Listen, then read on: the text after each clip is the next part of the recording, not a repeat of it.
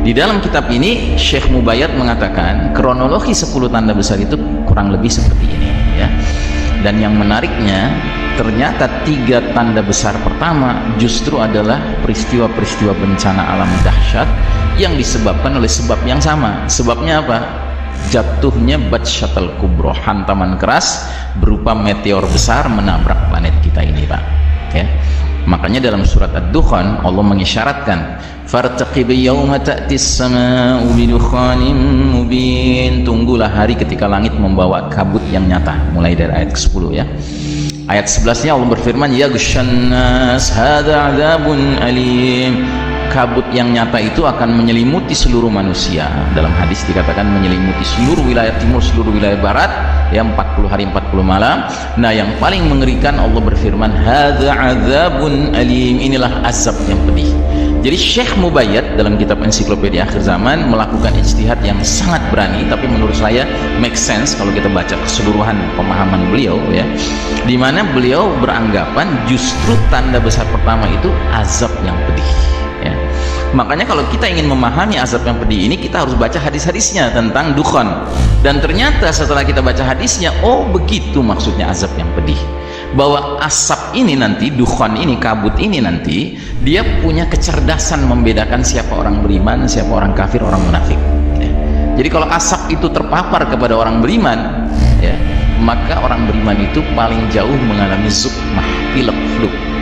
Sementara kalau yang terpapar adalah orang kafir atau orang munafik, badannya akan membengkak sampai keluar cairan-cairan dari lubang telinga, lubang hidung, lubang duburnya ya. Makanya si tokoh kafir Dajjal yang harus mengalami dukhan sebelum dia keluar dari tempat dia diikat itu ya, Dajjal itu nanti ketika dia keluar ya, dia itu a'war, matanya cacat sebelah. Kenapa? Karena dia terpapar oleh kabut dukhan ini dan rupanya sebagian mukanya sampai meleleh ya. Makanya dia a'war nantinya, bermata sebelah ya. Sebuah definisi, sebuah deskripsi yang tidak diberikan oleh Tamim Ad-Dari, seorang pelaut Nasrani ribuan tahun yang lalu yang ketemu dengan Dajjal di sebuah pulau terpencil.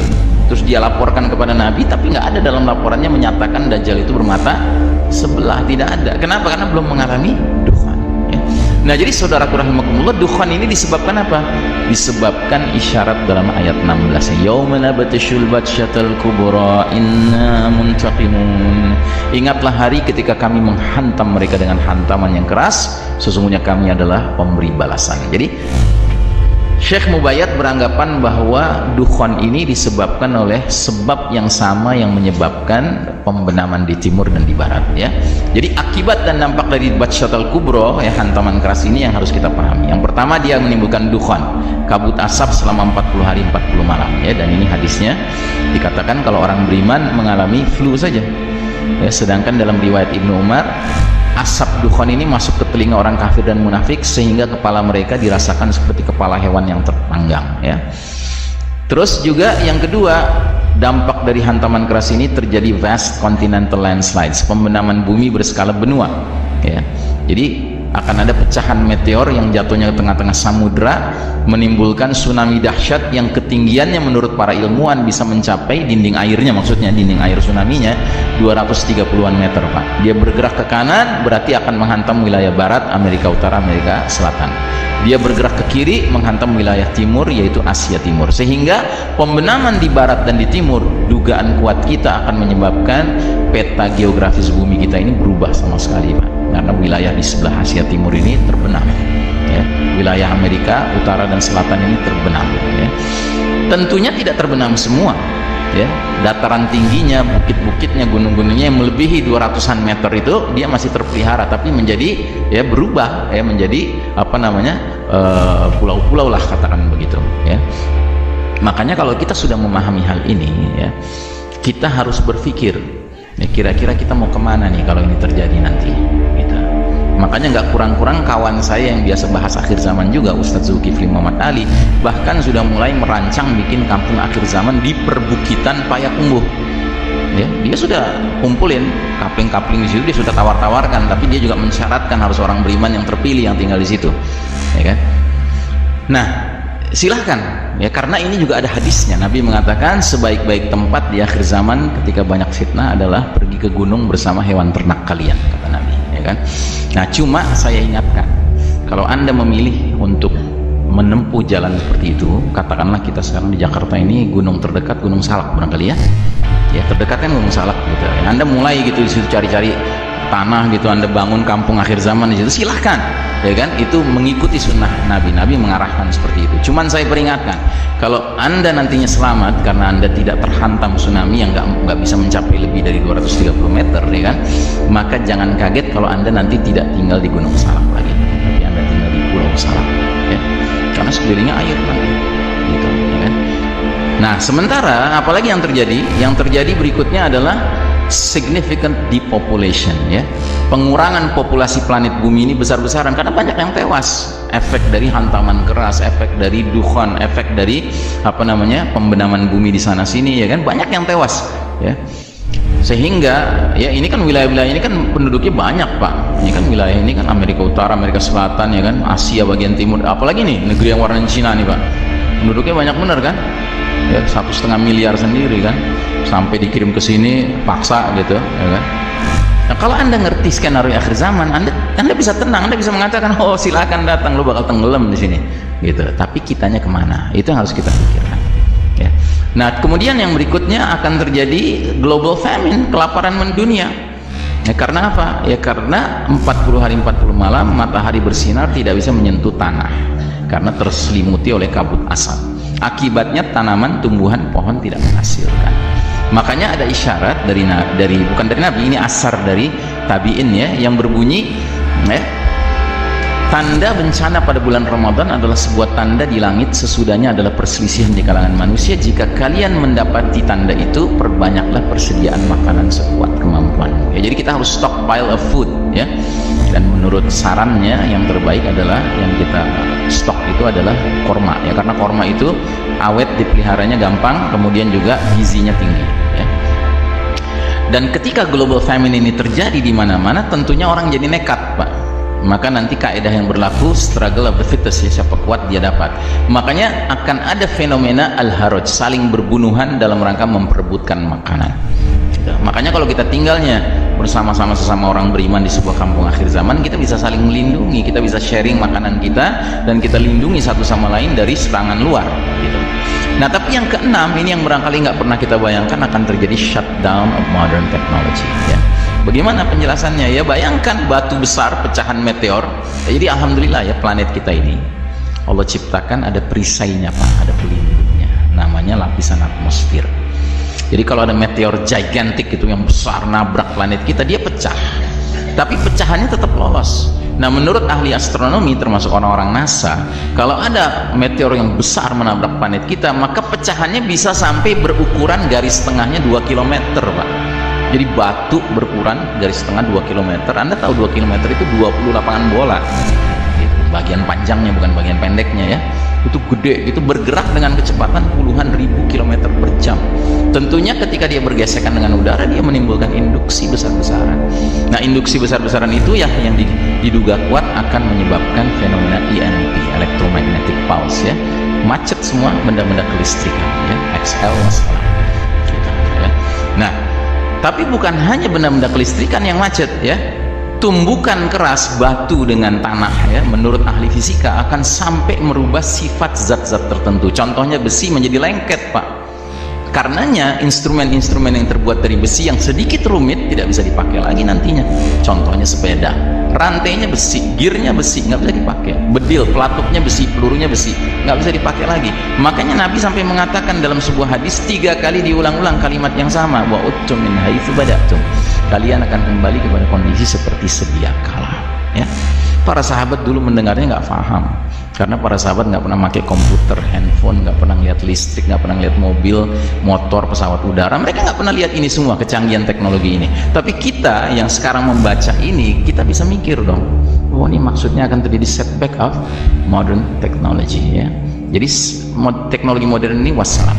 Dan yang menariknya, Syekh Mubayyad dalam kitab Ensiklopedia Akhir Zaman menegaskan bahwa jika ini terjadi, ini bukan hal yang buruk bagi umat Islam, justru baik bagi umat Islam. Kenapa?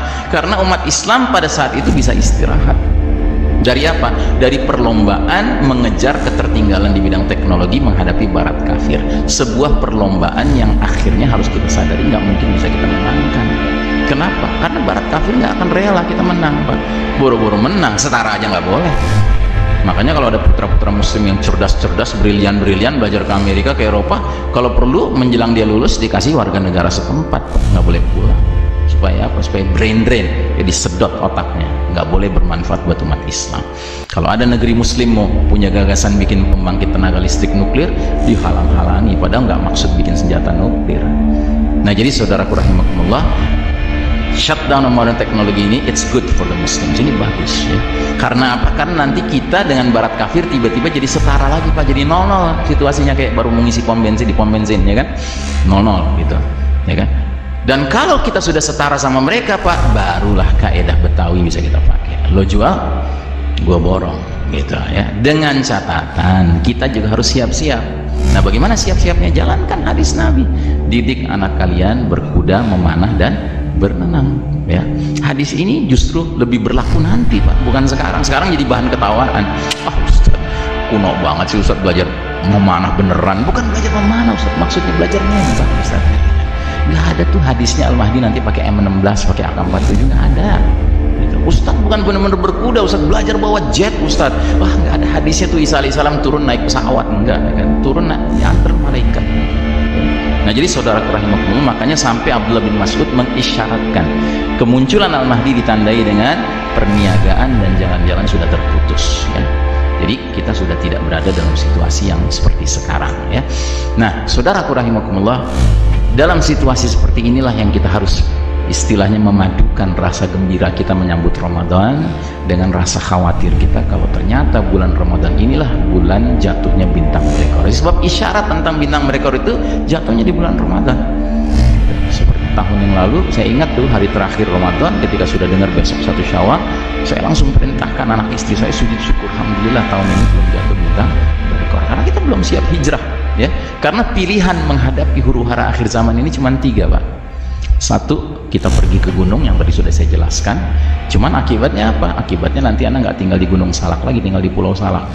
Teknologi udah nggak ada. Anda tinggal di pulau, Anda nggak bisa gabung sama Al-Mahdi. Gimana mau gabung? Udah nggak ada pesawat, udah nggak ada kapal yang bermesin canggih, nggak ada. Naik sampan bahaya.